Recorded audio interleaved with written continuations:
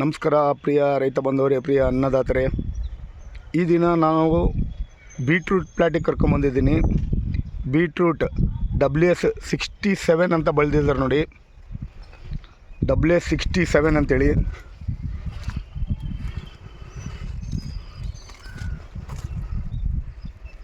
ನಮಸ್ಕಾರ Manjunath sir. Sir ನಮಸ್ಕಾರ.